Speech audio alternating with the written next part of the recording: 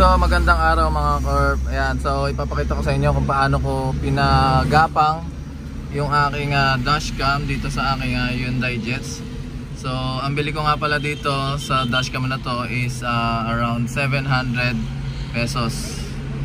Rear dashcam na may front dashcam. Ayan, so hindi ko na pahabain yung video mga Corp. So ang video na to ay para lang talaga ako sa mga gusto mag DIY kung paano kinakabit ito. Yan. So napakadali lang nito, hindi nyo na kailangan gumastos ng libo-libo. So kahit nasa bahay lang kayo, kayang-kaya nyo to. Ito nga palang rear view mirror na to. Yan yung dashcam natin. Ikinakabit lang yan sa original o sa stock na rear mirror. So meron lang siyang rubber sa likod. Ayan. Tapos yung camera niya nandun sa pinakadulo. So hindi na siya makakasagabal. At the same time, mas malaki siya or mas malapad siya doon sa original na rear view mirror na itong ating Hyundai Jetz. And syempre may nakikita kayo na dalawang kable dyan. So yung isang kable dyan, ito yung power. Itong power na to, ikakabit nyo yan sa lighter. Ito yung lighter port. Ito yung power nya. So dito kukuha ng 12 volts power supply o yung power yung ating dashcam. Tapos itong isang kable na to, ito yung kable ng rear view mirror. So hindi na kayo magkakamali dyan kasi hindi naman papasok yan pag mali yung pasok nyo. Merong yung socket. Ito mini USB. Ito parang 3.2mm na jack. Yung parang jack ng ating mga headphone sa cellphone. Yan. So pagkakabit nyo, dito lang yan sa kisame. So isushoot nyo lang yan. Actually kayang-kaya nyo to ng daliri lang. Ito. So ipasok nyo lang dyan. Pasok, pasok, pasok, pasok, pasok, pasok. And then pagdating dito sa pillar yata tawag dito. So isushoot nyo lang din siya. Ayan o. Isushoot nyo lang siya dyan. Yan. Pwede kayong gumamit ng kutsara na disposable para pang sikwat. And then pagkatapos dito, ito ang tricky. Ayan, tatanggalin nyo to. So yung power supply pababa. Dito padadaanin nyo. Padadaanin nyo hanggang dyan. Yan, padadaanin nyo hanggang dito. Tapos kung makikita nyo, ito yung wire ng aking 12 volts. Yan.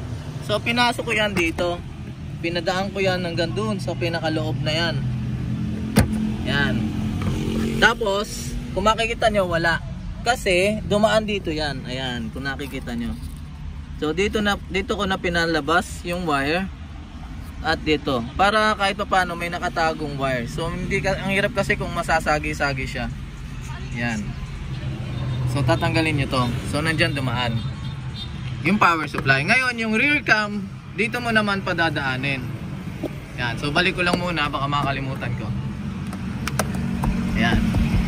So yung rear cam dito naman padadaanin, paggagapangin nyo yan. So tatanggalin nyo tong rubber door. Yan. Then pagdating dito,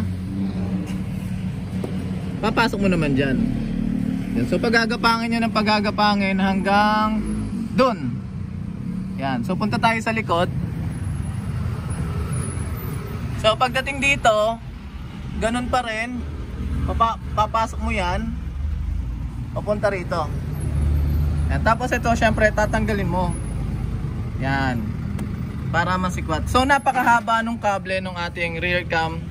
So yung iba dyan nakarolyo, nakatago dito. So mahaba pa kasi yung natitirang wire niyan. So itago nyo na lang siya dito.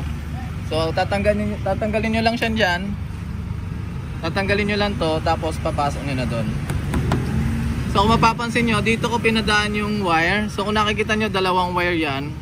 Yung isang wire dyan, ito, dinaan ko dyan, palabas dito, at dinikit ko dito. Ito yung rear cam recording ko. So ito yung nagre-record nung nangyayari sa likod.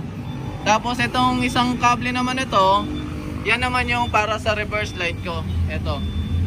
Ayan. So napakadali. Kung tatanungin nyo, kinabit ko pa ba yung reverse cam nito? Hindi na. Kasi meron na akong reverse cam.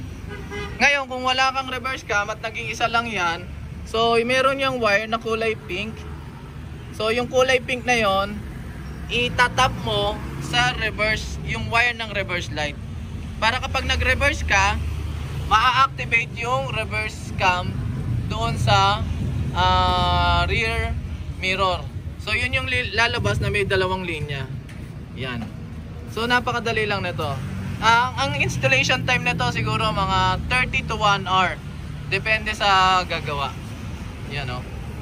So dun sa nag-request, ayan. So yun yung video ko ng aking rear view mirror kung paano mag-install. Hindi ko na nagawa ng video kasi excited tayo na ikabit.